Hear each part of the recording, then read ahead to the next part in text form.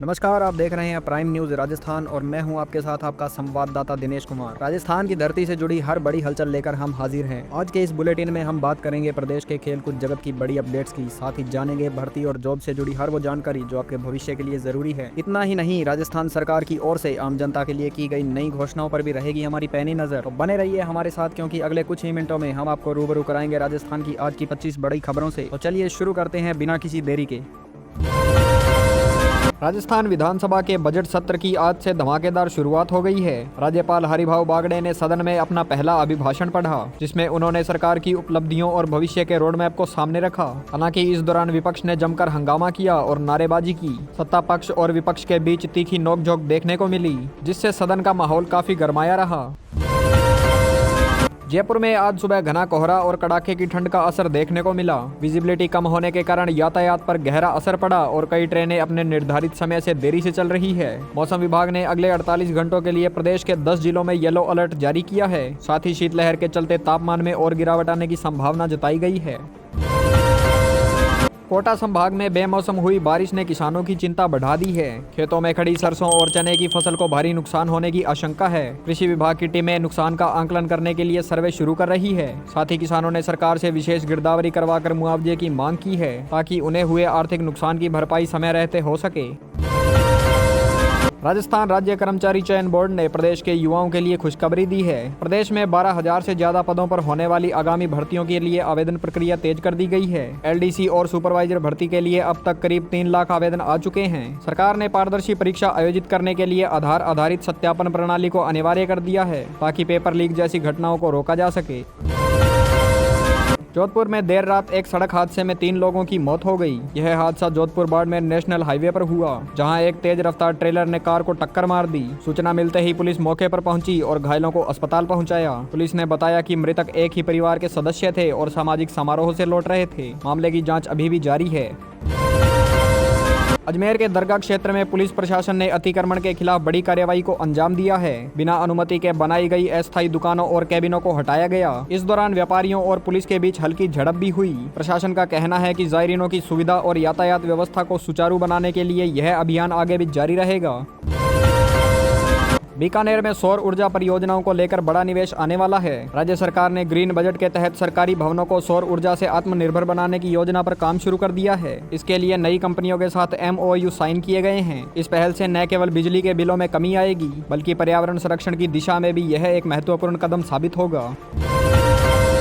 राजस्थान माध्यमिक शिक्षा बोर्ड ने उत्तर मैट्रिक और मुख्यमंत्री उच्च शिक्षा छात्रवृत्ति योजना के लिए आवेदन की अंतिम तिथि 31 जनवरी 2026 तक बढ़ा दी है। अनुसूचित जाति, जनजाति और अन्य पिछड़ा वर्ग के विद्यार्थी अब निर्धारित समय तक ऑनलाइन आवेदन कर सकते हैं। सरकार ने निर्देश दिए हैं कि सभी पात्र छात्र छात्राओं के खातों में छात्रवृत्ति की राशि का भुगतान समय पर सुनिश्चित किया जाए, ताकि उनकी पढ़ाई प्रभावित न हो।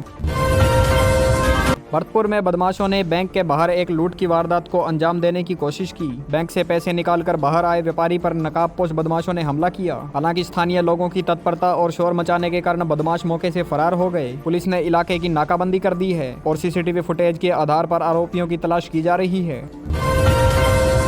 उदयपुर में आज से 3 दिवसीय लेक फेस्टिवल का आगाज हो रहा है। पर्यटन विभाग द्वारा आयोजित इस उत्सव में देश विदेश से पर्यटक पहुंच रहे हैं। पिछोला झील के किनारे शाम को सांस्कृतिक कार्यक्रमों और आतिशबाजी का भव्य आयोजन किया जाएगा। प्रशासन ने सुरक्षा के पुख्ता इंतजाम किए हैं और पर्यटन स्थलों पर अतिरिक्त पुलिस बल तैनात किया गया है, ताकि व्यवस्था बनी रहे।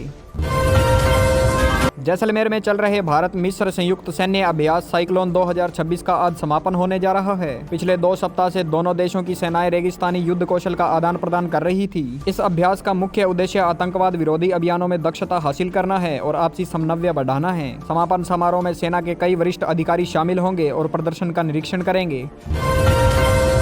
राजस्थान सरकार ने वृद्धावस्था और विधवा पेंशन धारकों के लिए KYC प्रक्रिया को अनिवार्य कर दिया है। जिन लाभार्थियों ने अभी तक अपना भौतिक सत्यापन नहीं कराया है, उन्हें जल्द ही ई-मित्र के जरिए अपनी डिटेल अपडेट करानी होगी। समाज कल्याण विभाग ने स्पष्ट किया है कि पेंशन राशि बिना किसी कटौती के सीधे लाभार्थियों के जन आधार से जुड़े बैंक खातों में भेजी जा रही है, जिससे भ्रष्टाचार पर लगाम लगेगी। हनुमानगढ़ में नशे के खिलाफ पुलिस ने बड़ी सफलता हासिल की है। गश्त के दौरान पुलिस ने भारी मात्रा में नशीली दवाएं और डोडा पोस्ट बरामद किया है। इस मामले में 2 तस्करों को भी गिरफ्तार किया गया है, जो पंजाब से तस्करी ला रहे थे। पुलिस DGP ने सीमावर्ती इलाकों में नशे के नेटवर्क को ध्वस्त करने के लिए विशेष अभियान चलाने के निर्देश दिए हैं।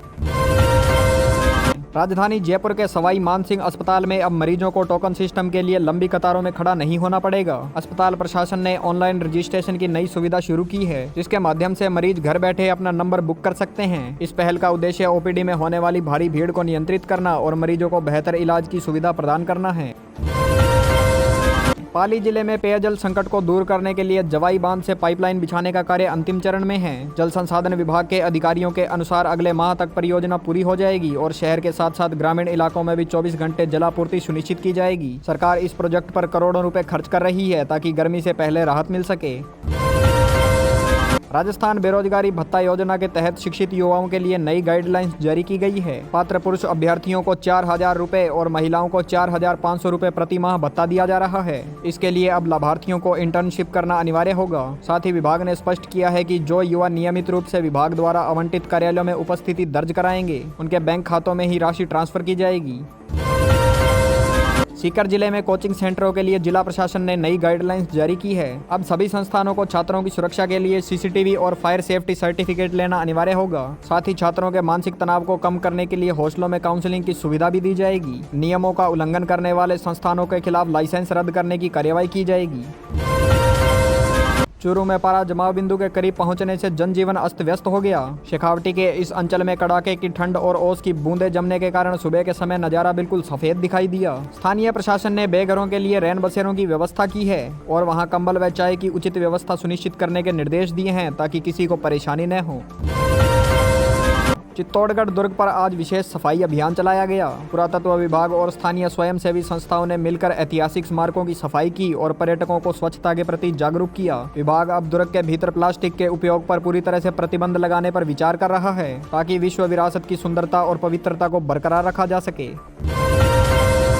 झुंझुनू में सेना भर्ती रैली की तैयारियों को लेकर जिला कलेक्टर ने बैठक की। आगामी माह में होने वाली अग्निवीर भर्ती के लिए खेल मैदान और सुरक्षा व्यवस्थाओं का जायजा लिया गया। भर्ती रैली में हजारों युवाओं के शामिल होने की उम्मीद है, जिसके लिए परिवहन और ठहरने की व्यवस्था को दुरुस्त किया जा रहा है। साथ ही युवाओं से अपील की गई है कि वे किसी भी फर्जीवाड़े से बचें।